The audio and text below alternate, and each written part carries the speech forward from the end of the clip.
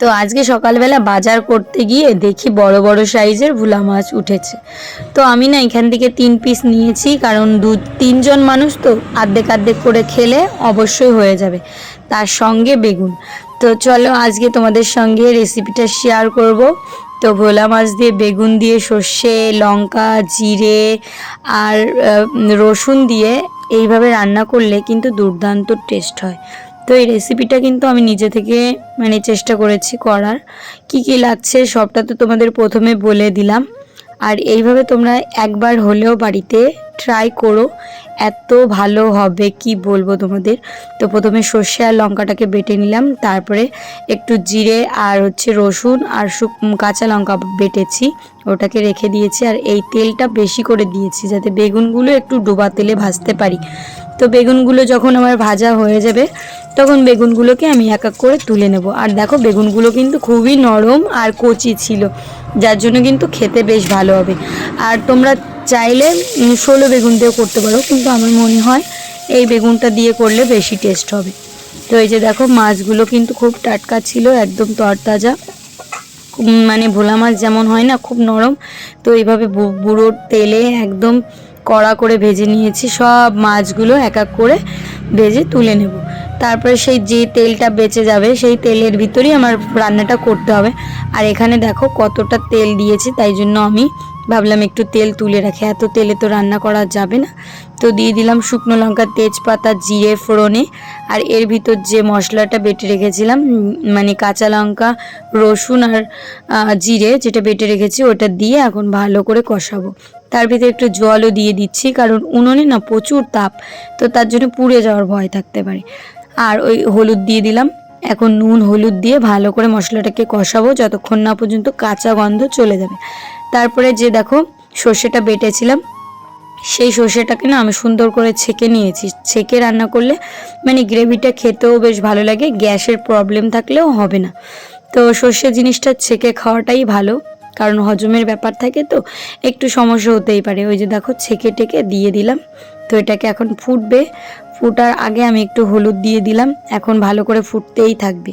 তারপরে যখন ফুটে আসবে দেখো এই যে যে ভাজা বেগুন আর মাছটা এখন আমি এই ঝোলটার ভিতর দিয়ে দেবো। তো এখন এই যে দিয়ে দিলাম। তো এটাকে একটু ফুটে এলেই আমি নামিয়ে নেব ধনেপাতা দিয়ে। তো ধনেপাতাটা দিয়েছি কিন্তু তোমাদের দেখানো হয়নি। আর দেখো কালারটা কিন্তু দারুণ এসেছে, কিন্তু আমার ক্যামেরার কোয়ালিটিটা কেমন জানি না, তাই জন্য ভালো একটু আসছে না। আর আমি জুম করে দিয়েছি। তো এই যে দেখো ধনেপাতাটা দিয়েছি। ফাইনালি আমার রান্নাটা রেডি। তো আমার মেয়েটাকে স্কুলে দেব, তাই জন্য আর কি আমি একটু তাড়াতাড়ি করে ওকে খাইয়ে দিই। আমরা যখন বসবো তখন তো রিভিউ দেব, কিন্তু দেখে দেখো কত সুন্দর হয়েছে। আর খেতেও কিন্তু দারুণ হয়েছে, কাঁচা লঙ্কা দিয়ে এইভাবে হেলদি একটা সুন্দর খাবার, বেশ ভালোই লাগবে সকালবেলা। তো এই যে হচ্ছে ঘরের অবস্থা। বিছানা এখনও তোলা হয়নি, এখন তুলবো। আর নতুন বিছানার চাদর কিনেছি, তোমাদের দেখানো হয়নি, চলো দেখিয়ে দিই। এই যে দেখো বিছানার চাদরগুলো এখানে রেখে দিয়েছি, সেদিন হাট থেকে কিনেছি দুটো। চলো দেখাই, ভালো গরম তো পড়েই গেছে, চলো দেখাই। বিছানার চাদর কিনা হয় না বহুত দিন। এই দেখো এই বিছানার চাদরটা কিনেছি, এর সঙ্গে কোল বালিশের কভার, বালিশের কভার, এই যে এই দুটো। চলো এইটা আজকে বিছানায় পাতাবো। আর একটা আছে খুব সুন্দর, এটা আমার খুব পছন্দ হয়েছে। এই দেখো এটা যে প্রায় 2 বছর পরে বেশি মনে হয় বিছানার চাদর বিয়ের সময় যা পেয়েছিলাম তাই দিয়েই চালাচ্ছি, তাহলে ভাবো। তো এই যে এইটা কিনেছি, এই যে। আর বিছানার চাদরের প্রিন্টটা এত সুন্দর লেগেছে আমার, বিছানায় পাতালে কি ভালো লাগবে দেখতে, শাড়ির মতো একদম। খুব বড়, এটা পাতবো না, যখন লোকজন আসবে তখন পাতবো। আর ওই বাড়ি কাজকর্ম করে আসলাম, এখন এই যে আমার ঘর দুয়ার গোছাবো, জামা কাপড় ধুতে হবে, আমি স্নান করব। তো চলো এইটা আমি রেখে দিই, এটা। আর ওইটা আমি এখন পাতাই। মেয়েটাকে স্কুলে পাঠিয়ে এখন এই যে কাজ করতে বসলাম। বিছানার চাদর কিনেছি, তোমাদের দেখানো হয়নি। কি বলো তো, আমি তো ব্লগ বানাই, কিন্তু স্পেশাল জিনিসগুলো যদি কোনো কিছু ঘটে থাকে সেইগুলোই আমি না মিস করে যাই, মাথা থেকে কেমন যেন উড়ে যায়। তো দেখো আজকে ভাবলাম যে আমি বিছানার চাদরটা পাতবো। আর সকালবেলা রান্না বান্না খাওয়া দাওয়া কমপ্লিট, তাই জন্য আর বেশি একটা চাপ নেই। সারাদিনে মানে আজকে সংসারের সব কাজ করব, যেমন এই ফ্যান মুছবো, তারপর বাড়িতে আজকে শাশুড়ি মা নেই, ডাক্তার দেখাতে গেছেন।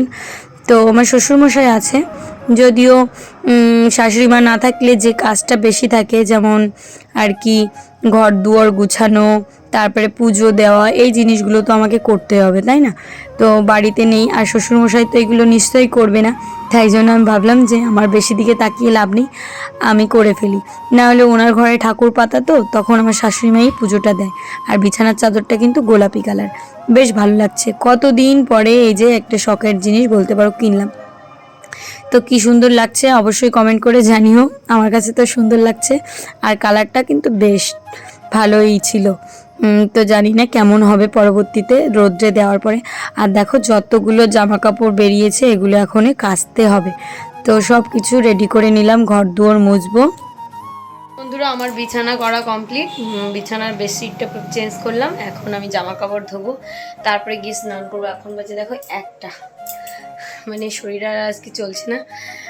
অনেকগুলো বাসন মেজেছি, যে লোহার কড়াইটা কিনেছিলাম ওই কড়াইটায় ভালো করে তেল মাখিয়েছি, কারণ প্রতিদিন ধুলে না সেই কড়াইয়ের থেকে সে মানে জং উঠছে, তো কবে রান্না করবো, তাই জন্য আজকে ভালো করে মেজে ধুয়ে একদম তেল মাখিয়ে দিয়েছি। আর এমনভাবে ঘষেছি আঙুলগুলোর এখান থেকে ছালই উঠে গেছে, বুঝতেই পারছো।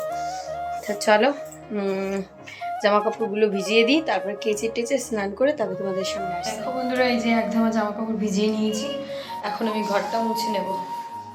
তার আগে চলো বালতিতে জল ভরি। প্রতিটা গৃহবধূর যে বাড়ির কাজকর্ম থাকে সেগুলো দিয়েই তো আমরা ব্লগটাকে সুন্দর করে সাজানোর চেষ্টা করি। তো মাঝে মধ্যে অনেক কিছু স্কিপ করে দিই, কারণ ভিডিওটা না হলে অনেক বড় হয়ে যাবে। তোমরাও যারা ব্লগ বানাও না অবশ্যই কিন্তু একটু একটু করে চেষ্টা করো। আজকে আমার 43,000 মানে এই যে পরিবার শক্ত একটা, এই পরিবারটা বানাতে কিন্তু আমিও ভেবেছিলাম কোনোদিন পারবো, তো আজকে দেখো আমার হয়েছে। যে কোনো মানুষই শুরু থেকে নর্মালি থাকে, তারপরে কিন্তু সে তার চেষ্টায় সবটাই কিন্তু চাইলে করতে পারে। আজকে কিন্তু প্রথম থেকে কেউই একদম বড় হয়ে আসে না। তো যাই হোক, আমি এত মানুষকে আমার পরিবারে নিয়ে আসতে পেরেছি, এটা যে আমার কতটা ভালো লাগা।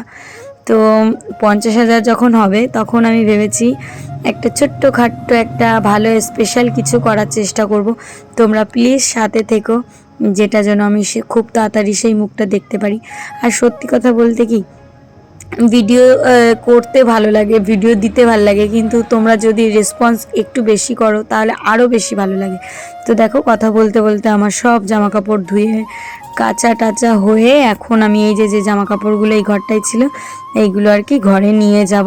তো এগুলো কি শুকনো এখানে থাকলে পারে, যদি এই যে এখন তো আবার ঝড় বৃষ্টির টাইম, ওই কখন উড়ে গর্তের ভিতর চলে যাবে ঠিক নেই, তাই জন্য আগে আমি সব কিছু রেডি করে নিয়ে রেখে দিলাম। আর স্নান করে আমার দেখো পুজোও দেওয়া হয়ে গেছে। তো আজকে লক্ষ্মী বউর মতো সব কিছু আগে আগে করে নিয়েছি। তো বন্ধুরা আমার স্নান করা কমপ্লিট, এখন আমি মাথাটা আঁচড়াবো, পুজো দিয়ে নিলাম, ঘর দুয়ার মানে সব কিছু মোটামুটি গুছিয়ে নিয়েছি। এখন দুটো জামা কাপড় এনেছি, সেই জামা কাপড়গুলো আর কি ভাঁজ করে রাখবো। আর যত জামা কাপড় ছিল সব ধুয়ে দিয়েছি, মেয়ে স্কুল থেকে আসবে এই তো 3টে বেজে গেছে প্রায়। তো দেখো কাজ করতে করতে 3টে বেজে গেছে। চলো আমি এখন মাথাটা ভালো করে একটু মুছি, তবে সিঁদুর পরি। দুপুরবেলার খাওয়া দাওয়া আছে। আর ট্যাঙ্কিতে একটু গরম জল মানে জল ছিল না, আমি স্নান করতে গিয়ে ও বাবা কি গরম জল, মনে হচ্ছে কি ফুটন্ত গরম জল আমার গায়ে দিয়েছি, এমন একটা অবস্থা হয়েছে। তো চুলগুলো এখন শুকাতে হবে, ফ্যানটা চালিয়ে নিই। তো চলো আগে আমি একটু ক্রিম মেখে নিই।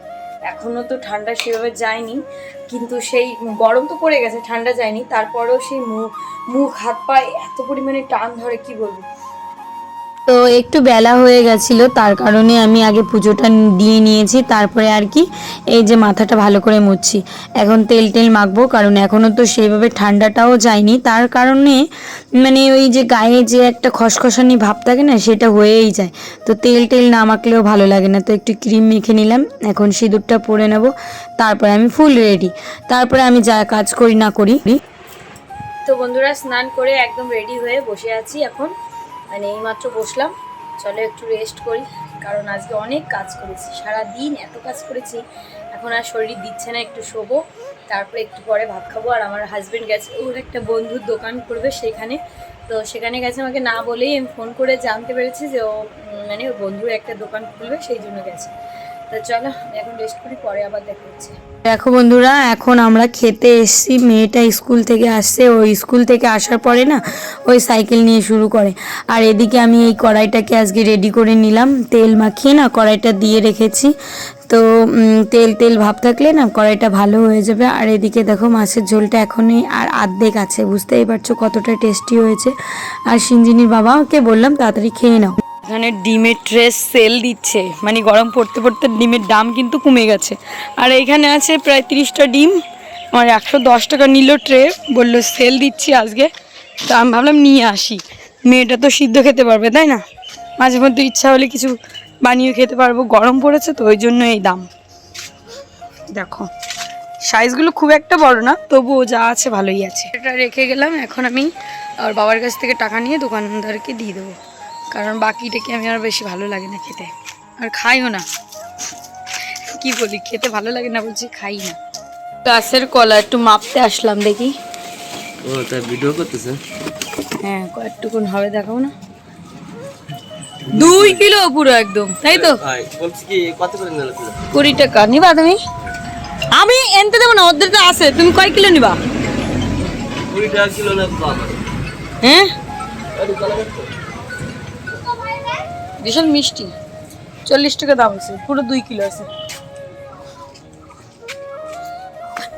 চৈতালি, ও গাইস, চৈতালিদের গাছে কলা পেকেছে, এই যে সেই কলাগুলো। সে একদিন আমি রিলস বানিয়েছিলাম এই কলাটা দিয়ে, আর সেই কলাটা পেকে গেছে। আমাদের তো দিয়েছে, আর এতটা মিষ্টি, সার ছাড়া যেহেতু কলা, তো আমি ভাবলাম একটু বেশি করে নিয়ে। চৈতালি 2 কিলো হয়েছে পুরো একদম পাক্কা, 20 গ্রাম বেশি। তা 20 গ্রামের টাকা কি নিবা? সোনার দাম কেউই নেয় না। আর আমি তাহলে দিয়ে গেলাম টাকা, এই যে দেখো আমাকে দিয়েছে। তারপরেও এই যে এতগুলো নিলাম, কারণ সিঞ্জিনির বাবার এই কলাটা বেশ পছন্দ হয়েছে। নতুন কড়াইতে আজকে আমি এই যে কলার বড়া বানাচ্ছি, মেয়ে খেতে চেয়েছে। আর ওই চৈতালির কাছ থেকে কিনলাম দেখলে, তো এই কড়াইটাই করেই ভাজছি। মানে কড়াইটা তো একটু সেটিং করতে হবে তাই না, তো কদিন থেকে জ্বালিয়ে জ্বালিয়ে তারপরে এই যে আজকে ফাইনালি তেল মাখিয়ে এই কড়াইটা রেখে দিয়েছিলাম। এখন দেখছি ভালোই সুন্দর কালো হয়ে এসছে, কারণ কড়াইটা কিন্তু কালো কড়াই তো হবেই, লোহার কড়াই। তো এই কড়াই না কিছুদিন বেশি ধোয়া যাবে না। চলো তাহলে আমি বড়াগুলো করি। এই যে এতটা আছে, আর এই যে প্রথম খোলা এটা। মেয়েটাকে বই পড়াতে বসেছি, অমনি সিঞ্জিনির বাবা আমাকে ফোন করে বলছেন যে আমার খুব চা খেতে ইচ্ছা করছে। বলছে না, ফোন করে বলছে যে তুমি কি করছো, মেয়েকে কি বই পড়াতে বসে গেছো? আমি বলছি হ্যাঁ। আমি তো জানি ও কি বলবে, এমনি তো ফোন করেই না, মানে কোনো দরকার ছাড়া। তো বলছে কিছুই বলেনি, তারপরে কেটে দিল। আমি বুঝতে পেরেছি যে ও চা খাবে, তাই জন্য দেখো এই যে চা বানাতে এসেছি। আর আমি পিঠে বানিয়েছিলাম, এই দেখো এই যে গরম ঢাকনা দিয়ে এভাবে রেখে গেছে, পুরো দেখি কি জল হয়ে গেছে। এই যে হচ্ছে পিঠেটা। দেখো মেয়ের পছন্দের কলার বড়া বানিয়ে নিলাম। আমি একটা খেয়ে দেখবো। আমার না কিছু বানানোর সময় কিছু খেতে ইচ্ছা করে না, আর পরেও ইচ্ছা করে না, কেন জানি না। নিজে বানালে খাওয়ার ইচ্ছাটা কেমন যেন হারিয়েই যায়। তো একটু খেয়ে দেখছি, ভালোই হয়েছে। আর সিঞ্জিনি তো এটা খুবই পছন্দ করে, ও ঠাম্মির কাছে বায়না করে, ওর ঠাম্মি দেখি মাঝে মধ্যে বানিয়ে দেয়, যদিও বানানোর সময় ও সব কিছু প্রসেস করে দেয়। তো চলো বন্ধুরা, আজকের ব্লগটা তাহলে এ পর্যন্ত রাখছি। কেমন লাগলো অবশ্যই কমেন্ট করে জানিও, যদি ভালো লাগে একটা লাইক করো, আর এইভাবে পাশে থেকো। আমার কিন্তু 43,000 পরিবার পুরো কমপ্লিট হয়ে গেছে, 44,000 হতে আর বেশি দেরি নেই। তোমরা কিন্তু তাড়াতাড়ি সাবস্ক্রাইব করে দাও। সবাইকে টাটা বাই বাই, দেখা হচ্ছে শুধু